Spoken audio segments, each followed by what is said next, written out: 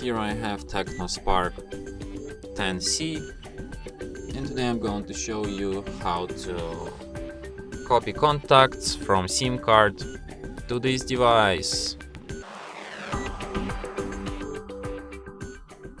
So firstly you should go to Contacts application.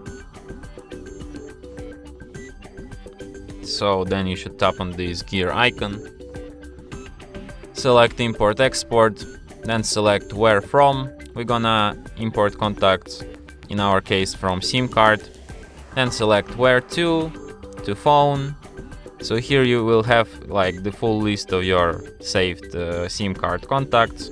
You can select them all or just select them one by one here.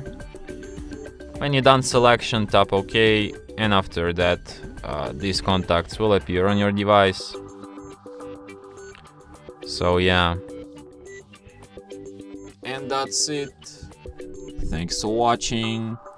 If you find this tutorial useful, don't forget to hit that like button and subscribe to our channel.